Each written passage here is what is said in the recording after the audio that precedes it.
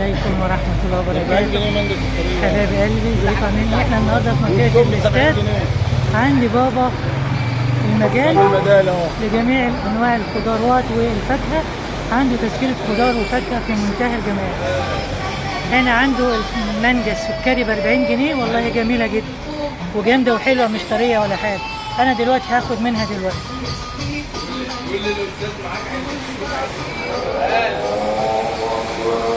عم مين بقى؟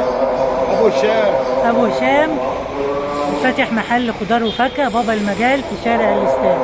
في المنطقه ده الشارع ده اسمه ايه؟ شارع المدرسه الزراعه. شارع مدرسه الزراعه. هنتفرج على بقيه الحاجات بقى اللي عنده. بسم الله ما شاء الله. عنده كمان خضار مجهزه. الباميه بقى المجهزه دي بكام؟ متقمعه جاهزه. بكام الطبق؟ ب 35 جنيه الطبق. 35 جنيه. والجزر الحلو ده؟ ده جزر الطبق ب 10 جنيه. ب 10 جنيه بس؟ الطبق الباذنجان ب 10 جنيه. والله جميل.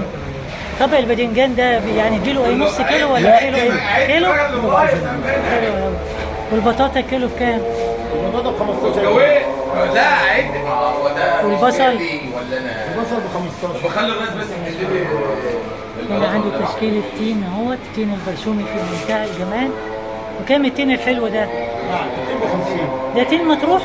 مطروح مش الحمام. لا. والمانجا دي؟ المانجا دي ب 40 برضه؟ دي جميلة قوي. تسلم ايديك. والمانجا الزبدية؟ 45.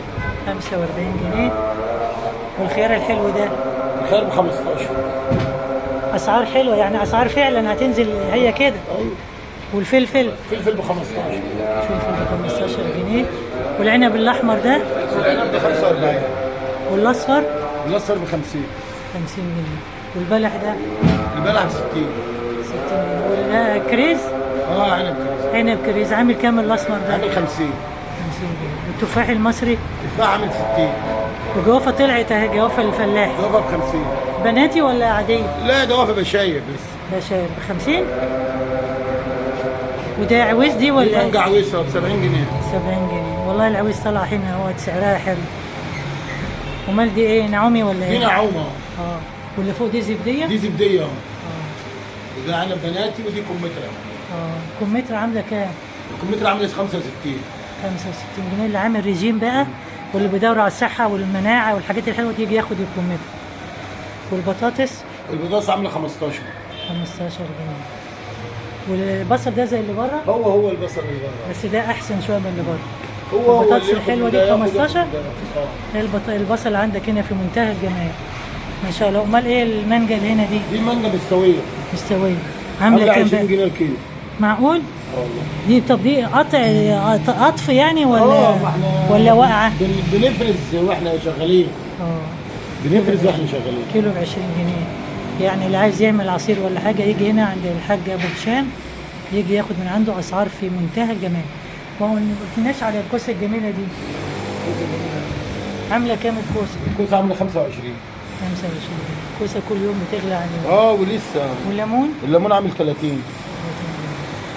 دي اسعار فاخر من الاخر عند الحاج ابو هشام في شارع